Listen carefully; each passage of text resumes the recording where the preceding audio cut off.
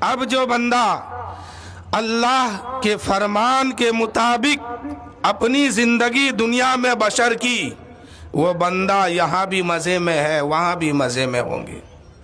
حضرت موسیٰ علیہ نبینا علیہ الصلاۃ والتسلیم کی ایک امتی ہے جو بہت مالدار تھا، بہت پیسہ والا تھا۔ ایک دن حضرت موسیٰ علیہ السلام نے فرمایا، اے شخص، اللہ نے تجھے سب کچھ دیا ہے تو تو اللہ کی عبادت کیوں نہیں کرتا ہے؟ اللہ نے جو تم پر فرض کیا اس پر تو عمل کیوں نہیں کرتا ہے؟ تو اس شخص نے کہا کہ اے موسیٰ علیہ السلام، میں اللہ کی عبادت کیا کروں؟ اللہ کی عبادت کیے بغیر میرے کاروبار میں برکت ہے۔ بہت بڑا ایک سبق ہے اس میں۔ اس نے جواب دیا، اے موسیٰ علیہ السلام، ہم اللہ کی عبادت کیا کریں بغیر عبادت کیے؟ اللہ نے میری دولت میں برکت دیا ہے، میرے گھر میں برکت ہے، میری اولادوں میں برکت ہے، کاروبار میں برکت ہے۔ اس بات کو لے کر کے حضرت موسیٰ علیہ السلام کوہ طور پر چلے گئے اللہ سے ہم کلام کرنے کے لیے، اور جا کے عرض کی، اے پاک پروردگار، میری ایک امتی ہے، تیرا ایک بندہ ہے جس کو تو نے بہت مال و دولت دے کے رکھا ہے۔ میں نے اسے کہا کہ تو اللہ کی عبادت کیوں نہیں کرتا ہے، اللہ کو سجدہ کیوں نہیں کرتا ہے، اللہ نے جو بات ہے تم پر فرض کیا ہے اس پر عمل کیوں نہیں کرتا ہے؟ اس کا جواب ہوتا ہے، اے مولا، وہ کہتا ہے ہم عبادت کیا کریں، ہم رب کو سجدہ کیا کریں؟ بغیر سجدہ کیے ہوئے اللہ نے میری دولت میں برکت دے رکھا ہے، اللہ نے میری کاروبار میں برکت دیا ہے، اللہ نے میری اولاد میں برکت دیا ہے، ہم اللہ کی عبادت کیا کریں؟ اللہ تعالیٰ نے فرمایا، اے موسیٰ سنو سنو، اس نے جو کہا ہے کہ اس کی دولت میں برکت ہو رہی ہے تو سنو، میں نے اس کو دولت زیادہ اس لیے دے رکھا ہے کہ میں نہیں چاہتا کہ وہ میری بارگاہ میں آئے، اس لیے میں نے دولت زیادہ دے رکھا ہے کہ وہ مر کے قبر میں آئے گا، قیامت کے دن اٹھے گا، میری بارگاہ میں آئے گا، کہ حساب اس کو بڑی سختی سے دینا ہوگا، بڑی سختی کے ساتھ میں اس سے حساب لوں گا۔ اے موسیٰ، اس نے جو کہا ہے کہ مال و دولت میں برکت ہوتی ہے تو سنو، اس کے مال و دولت میں برکت نہیں ہے بلکہ اس کی مال و دولت میں برکت نہیں، کثرت کر دیا ہوں۔ کثرت اس مال کو کہتے ہیں جس کی حساب جو ہے بڑی سختی کے ساتھ کل قیامت کے دن لیا جائے گا۔ جو بندہ نماز پڑھتا ہے اور مال و دولت اس کے پاس ہے تو سمجھو کہ اللہ نے برکت دے رکھا ہے، اور جو نماز نہیں پڑھتا ہے اور پھر بھی مال میں برکت ہے، دولت میں برکت ہے، گھر بار میں برکت ہے، تو سمجھو کہ یہ برکت نہیں، اللہ نے کثرت دے کے رکھا ہے، کل قیامت کے دن بڑی سختی کے ساتھ حساب ہوگا۔ حضرت موسیٰ علیہ السلام نے کہا، مولا، وہ کہتا ہے برکت، تو اللہ نے کہا، موسیٰ، میں ان کو برکت نہیں بلکہ ان کی دولت میں نے کثرت رکھا ہے تاکہ وہ مر کے قبر میں آئے گا، حساب بڑی سختی کے ساتھ شروع ہوگا، قیامت کے دن میرے سامنے آئے گا، بڑی سختی کے ساتھ حساب لوں گا۔ اے میرے دوستو، ذرا ہم سب اپنے اندر غور کریں کہ نماز ہم سب کے پاس ہے کہ نہیں ہے، سجدہ ہم سب کے پاس ہے کہ نہیں ہے، اس لیے کہ جب ہم دنیا چھوڑ کے جائیں گے کوئی ہمارا کام نہیں آئے گا، کام آنے والی کوئی چیز ہے وہ آپ کا عمل ہے، آپ کا اخلاق ہے، آپ نے دنیا میں آ کے کتنی نیکی کمایا ہے، یہی نیکی وہاں کام آنے والی ہے۔ اگر یوں ہی ایسو عشرت میں زندگی گزر گئی تو کل قیامت کے دن بہت رونا ہوگا، اس دن رونے سے کیا فائدہ، جو کرنا ہے یہی کر لیجئے، اس دن رونے سے کوئی فائدہ نہیں ہوگا، رونا ہے تو اللہ کی بارگاہ میں آج روئیے، اللہ کو آج منا لیجئے، آج زندہ ہے آپ تو اللہ نے یہ توفیق دیا ہے کہ میلاد سننے آئے ہیں، جو نماز نہیں پڑھتے ہیں آج ہی سے اللہ کی بارگاہ میں وعدہ کر لیجئے کہ اے مالک و مولا، اب تک تو ہم بے نمازی تھے، تو نماز کی مجھے توفیق عطا فرما دے۔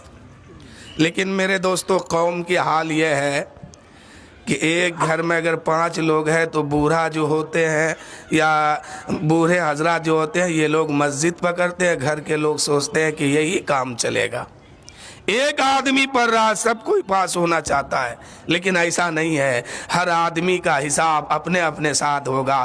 قیامت کے دن سب سے پہلا سوال ہوگا کہ نماز کتنی پڑھ کے آیا ہے۔ یہ نہیں دیکھا جائے گا کس خاندان کا آپ ہے، کس رشتہ دار سے رشتہ رکھنے والا آپ ہے، کس قوم کا آپ ہے۔ پہلے مسلمان ہو تو آؤ نماز دکھاؤ، کس دین کی کتنی نماز تمہارے پاس ہے، کہاں کی نماز کہاں پڑھے ہو۔ اگر نماز میں پاس ہو گئے، آقا فرماتے ہیں کہ پھر اس کے لیے خیر ہی خیر ہے۔ اگر نماز میں فیل ہو گئے، اب اس کے لیے خیر نہیں ہے۔ اب نہ اس کا باپ وہاں بچا پائے گا، نہ اس کی ماں بچا پائے گی، نہ کوئی رشتہ دار بچا پائیں گے۔ اب اسے دوزخ میں ڈالا جائے گا۔ آقا کریم فرماتے ہیں ایک ایک نماز کے بارے میں کروڑوں کروڑوں سال دوزخ میں جلایا جائے گا۔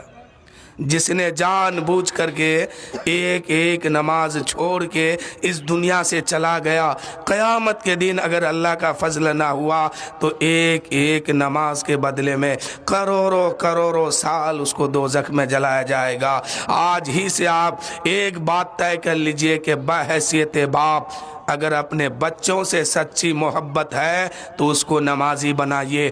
اپنے گھر کی عورتوں سے اگر سچی محبت ہے اس کو نمازی بنائیے، ورنہ قیامت کے دن آپ کے سامنے سے وہ جائے گی لیکن آپ اسے بچا نہیں پائیں گے۔ بچے گا وہی جس کا عمل پکا ہوگا، بچے گا وہی جس کا ایمان پکا ہوگا۔ اس لیے ایمان کو بھی درست کیجئے، عمل کو بھی پکا کیجئے، تاکہ ہم اس دنیا سے جائیں تو ہمارا ایمان بھی سلامت ہو، عمل بھی پکا ہو، ہم تاکہ وہاں بچائے جائیں۔ شاعر کہتے ہیں خواب غفلت میں سوئے ہوئے مومنوں، عیش و عشرت بڑھانے سے کیا فائدہ، آنکھ کھولو اٹھو یاد رب کو کرو، عمر یوں ہی گوانے سے کیا فائدہ، اپنے رب کو جوانی میں بھولا ہے تو، اور طاقت کے بوتے یہ پھولا ہے تو، جب جوانی ڈھلے گی تو پچھتائے گا، جب جوانی ڈھلے گی تو پچھتائے گا، پھر رونے رلانے سے کیا فائدہ، جب جوانی ڈھلے گی تو پچھتائے گا، پھر رونے رونے رلانے سے کیا فائدہ۔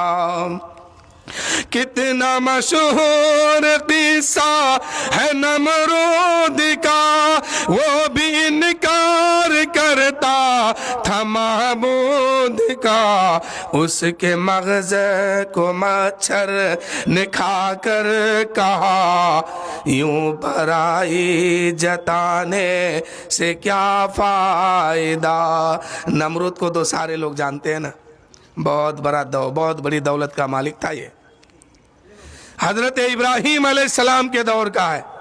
حضرت ابراہیم علیہ السلام جب نمرود کو خدا نہیں مانا تو ایک دن نمرود نے اپنی بارگاہ میں حضرت ابراہیم علیہ السلام کو بلوایا اور کہا کہ اے ابراہیم، سب تو خدا مانتا، تو کیوں نہیں مانتا؟ حضرت ابراہیم علیہ السلام نے کہا اے نمرود کان کھول کے سن لو، خدا وہ ہے جو زندگی دیتا ہے، خدا وہ ہے جو جلاتا ہے اور مارتا ہے۔ نمرود نے کہا اچھا ایسی بات ہے۔ قید خانے سے 2 قیدی کو بلایا، بلانے کے بعد کہا اے قیدیوں بتاؤ تمہارا کیا معاملہ ہے؟ ایک نے کہا میرا سزا پورا ہو گیا، مجھے رہائی ملی ہے، میں جا رہا ہوں گھر۔ نمرود نے جلاد کو حکم دیا اس کو قتل کرو، اس کو قتل کر دیا۔ دوسرے سے پوچھا تیرا کیا معاملہ ہے؟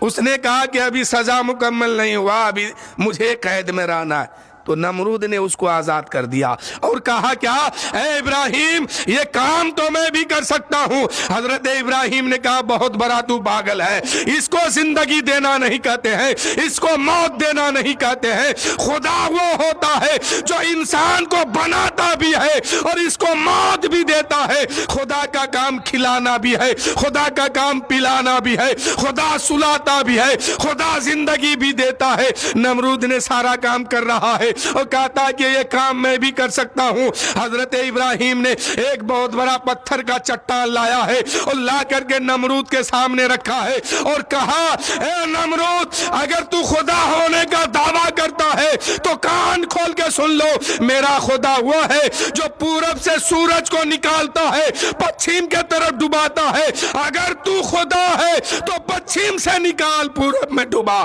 تب میں تجھے جانوں کہ تو کیسا خدا ہے. اب تو نمرود ہار گیا, اس لیے کہ زمینی معاملہ ہوتا تو لے دے کے معاملہ سمجھ لیتا, لیکن اب تو آسمان کا معاملہ آ گیا ہے. اب تو طاقت کام نہیں کر رہی ہے, طاقت جواب دے رہی ہے. نمرود ہار گیا, ابراہیم علیہ السلام جیت گئے. نمرود تو نہ نکال سکا سورج, لیکن پچھم سے میرے مصطفیٰ نے سورج کو نکالا ہے. اب نمرود